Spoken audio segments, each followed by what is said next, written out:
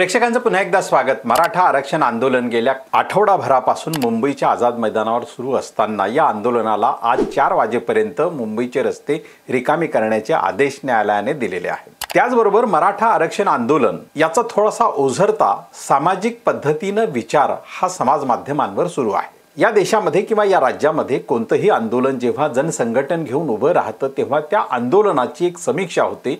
ते आंदोलन नेमकं कोणत्या विचारांच्या दिशेने जाणार आहे, त्यावर त्या आंदोलनाचं समर्थन, पाठिंबा आणि त्या आंदोलनाच्या यशस्वीतेची किंवा फलश्रुतीची बरीच काही संभावना अवलंबून असते। मनोज जरांगे पाटील यांच्या नेतृत्वाखाली महाराष्ट्रात मराठा आरक्षण आंदोलन हे अलीकडच्या 3 वर्षात आपल्याला खूप मोठं आणि व्यापक झालेलं दिसतं, परंतु त्याची सुरुवात जवळपास 2009 पासूनच झालेली होती। 1980 मध्ये मराठा महासंघाच्या माध्यमातून अण्णा पाटील यांच्या नेतृत्वाखाली मराठा आरक्षण जे आर्थिक बळावर मागण्याचं किंवा आर्थिक निकषांवर ते आरक्षण मागण्याची सुरुवात झाली होती, परंतु अवघे 2 वर्ष चालल्यानंतर ते आंदोलन थांबलं आणि त्यानंतर 30 वर्षाच्या गॅप नंतर 30 वर्षाच्या खंडानंतर मनोज जरांगे पाटील यांच्या नेतृत्वाखाली मराठा आरक्षण आंदोलन पुढे आलं आणि ते हळूहळू मोठं होत गेलं आणि गेल्या 3 वर्षांमध्ये 2023, 24 आणि 25 या 3 वर्षांमध्ये मराठा आरक्षण आंदोलनाने महाराष्ट्राच्या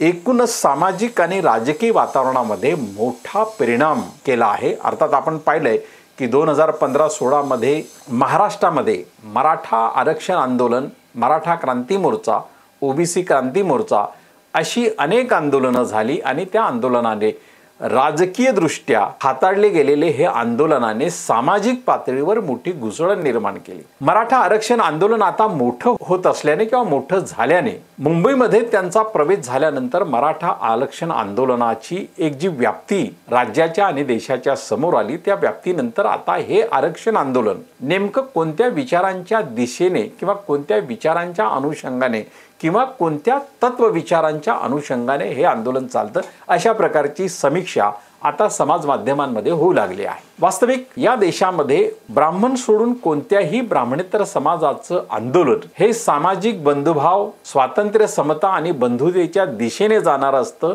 न्यायाच्या दिशेने जाणार असतं असं मानलं जातं। या देशामध्ये जे आंदोलन, जी ओळख आहे, बहुजन समाज म्हणून एक ओळख आहे, सत्यशोधक म्हणून एक ओळख आहे, ब्राह्मणेतर म्हणून एक ओळख आहे, अब्राह्मणी म्हणून एक ओळख आहे, या अशी ओळख असणारी समाज व्यवस्थेमध्ये जेव्हा आंदोलनं होतात तेव्हा ती आंदोलनं आपसुकच स्वातंत्र्य, समता, बंधुतेच्या आणि न्यायाच्या निकषावर उभी असतात असं मानलं जातं आणि म्हणून अशा आंदोलनामध्ये फुले, शाहू आंबेडकर आणि त्याचबरोबर छत्रपती शिवाजी महाराज यांची स्वीकृती असते। छत्रपती शिवाजी महाराज यांची रायगडावरील समाधी शोधून काढणारे महात्मा ज्योतिबा फुले यांनी 1869 मध्ये छत्रपती शिवाजी महाराज यांची समाधी महाराष्ट्रामध्ये रायगडावर शोधून काढली आणि पूर्णपणे ती जंगलामध्ये झाकोळली गेलेली ही समाधी महात्मा फुलेंनी फुलांच्या सुशोभीकरणाने ती जनतेसाठी उघड केली, मोकळी केली। महात्मा ज्योतिबा फुले यांनी या देशातल्या शूद्र, अतिशूद्र आणि शेतकरी हा समूह इथल्या सामाजिक व्यवस्थेमध्ये शोषणाचा बळी आहे, तो सामाजिक शोषणाचा, कारण जातीची उतरंड या शोषणाला कारणीभूत आहे आणि म्हणून महात्मा फुले यांची सत्यशोधक चळवळ ही ब्राह्मणेतर सत्यशोधक चळवळ ही खास करून महाराष्ट्रामध्ये मराठा नेतृत्वाच्या हातामध्ये आली आणि या महात्मा ज्योतिबा फुले यांच्या सत्यशोधक विचारांनी जी कृतिशीलता निर्माण केली, त्या कृतिशीलतेचाच वारस जोपासत छत्रपती शाहू महाराज यांनी 1902 मध्ये आपल्या कोल्हापूर संस्थानामध्ये एक आदेश काढला आणि त्या आदेशामध्ये त्यांनी ब्राह्मणेतर समुदायाला 50% प्रशासनामध्ये आरक्षण म्हणजे नोकऱ्यांमध्ये आरक्षण दिलं। तसा आदेश त्यांनी 26 जुलै 1902 ला पारित केला। या आदेशानंतर म्हणजे 1894 मध्येच भास्कर जाधव त्यांच्या प्रशासनामध्ये दाखल झाले होते, परंतु त्यावेळी जेव्हा भास्कर जाधव त्यांच्या प्रशासनात दाखल झाले त्यावेळी एकूण 71 प्रशासकीय अधिकारी त्यांच्या संस्थानामध्ये होते, त्यापैकी 61 अधिकारी हे केवळ ब्राह्मण या जात समूहातून होते। परंतु 1902 मध्ये जेव्हा ब्राह्मणेतर समुदायासाठी आरक्षण दिलं गेलं त्यानंतर 1912 पर्यंत अशी स्थिती आली की एकूण प्रशासनामध्ये 95 अधिकारींपैकी फक्त 35 अधिकारी हे ब्राह्मण राहिले। याचा अर्थ शाहू महाराजांची आरक्षणाची चळवळ ही ब्राह्मणेतर म्हणजे मराठा समाजाचीही ती चळवळ आहे, मराठा समाजासाठी आहे। आणि उपरोक्त आज जे ओबीसी आणि SC ST जे आधीपासून आहेतच अनुसूचित जाती आणि जमाती यांच्यासाठी तर ती होतीच। यात छत्रपती शाहू महाराजांनी डॉक्टर बाबासाहेब आंबेडकर यांना कोलंबिया विद्यापीठामध्ये शिक्षणासाठी गेला असताना 1913 मध्ये त्यांनी मदत केली।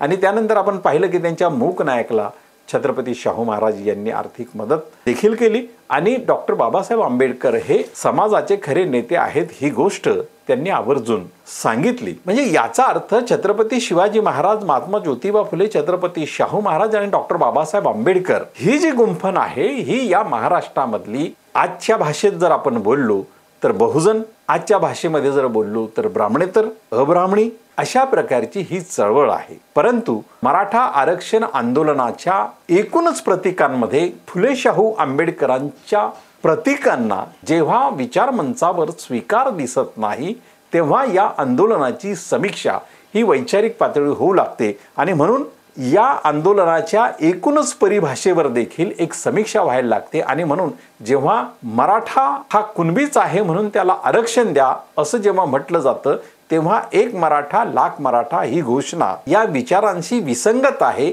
अशा पद्धतीची टीका समाज माध्यमांवर होत आहे। आणि त्यामुळे एकीने राहू नेकीने राहू अशी समतावादी किंवा बंधुतेची घोषणा या आंदोलनाची असावी। त्यामुळे आंदोलनाची समीक्षा करताना मराठा आरक्षण आंदोलन हे सामाजिक पातळीवर आरक्षण मागत असताना सामाजिक दृष्ट्या आपण शूद्र आहोत ही मान्यता देत असताना त्या मान्यतेला प्रत्यक्ष घोषवाक्यांमध्ये, घोषणांमध्ये ते आणू पाहत नाही। याचा अर्थ त्यांची मानसिकता अजूनही वरच्या जात समूहांशीच निगडीत आहे का? आणि ती जर तशी असेल तर सामाजिक न्यायाचा लढा जो त्यांनी मराठा आरक्षण आंदोलनाच्या माध्यमातून उभा केला आहे या लढ्याला नेमकं कोणत्या विचारांची छत्रछाया आहे हा प्रश्न समाज माध्यमांमध्ये विचारला जातो आहे। अर्थात मराठा समाजाला आरक्षण मिळावं अशी अनेक आंबेडकरवादी विचारवंतांची संघटनांची भूमिका आहे। ओबीसींची देखील ही भूमिका आहे की मराठा समाजाला आरक्षण मिळावं। फक्त ओबीसींचं म्हणणं एवढं आहे की आमच्या आरक्षणामधून त्यांना आरक्षण देता कामा नये एवढंच।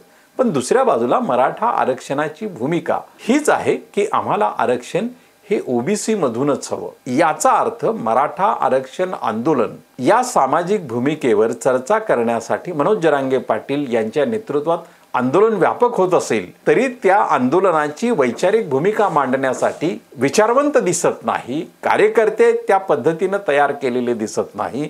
संपूर्ण आंदोलन लाखो समूहाचं आंदोलन हे केवळ एका व्यक्तीवर टिकलेलं आहे। आणि म्हणून त्या आंदोलनाची भूमिका मांडणारे वैचारिक प्रतोद किंवा प्रवक्ते, त्या आंदोलनाची भूमिका लोकांपर्यंत समजावून सांगणारे कार्यकर्ते यांची फळी दिसत नाही। त्यामुळे केवळ मनोज जरांगे पाटील तर थेट रस्त्यावरचा मराठा आंदोलक अशी ही थेट संघटनात्मक बाब दिसते। परंतु तरीही या मराठा आरक्षण आंदोलनाला आपली भूमिका येणाऱ्या काळात मांडावी लागेल की सामाजिक समतेच्या दिशेने, बंधुतेच्या दिशेने जाणार आपलं आंदोलन आहे की केवळ या समाज व्यवस्थेमध्ये आम्ही संख्येने जास्त आहोत म्हणून आमचा हा हक्क आहे कारण आम्ही आता गरीब झालो आहोत, केवळ एवढ्यावर ते चालणार आहे का? तर निश्चितपणे हे निकष कोणत्याही कायदेशीर कसोटीवर टिकणार नाहीत। त्यामुळे सामाजिक भूमिका जर त्यांनी मांडली तर निश्चितपणे त्यांना सामाजिक आणि वैचारिक आधारस्तंभ मोठ्या प्रमाणात उभा राहील। त्यामुळे हे आंदोलन वैचारिक आणि बंधुतेच्या दृष्टीने आणि सामाजिक व्यापकतेच्या दृष्टीने जर त्यांना पुढे न्यायचं असेल तर त्यांना आपली वैचारिक भूमिका मांडणं आवश्यक आहे। आणि हीच आज आपल्या आजच्या या व्हिडिओची खास मांडणी करण्याची बाब होती। आपल्याला हा व्हिडिओ आवडला तर लाईक करा, शेअर करा आणि आपल्या मित्र नातेवाईकांना हा व्हिडिओ पाहण्यासाठी शिफारस करा। धन्यवाद आपण हा व्हिडिओ ऐकून घेतल्याबद्दल।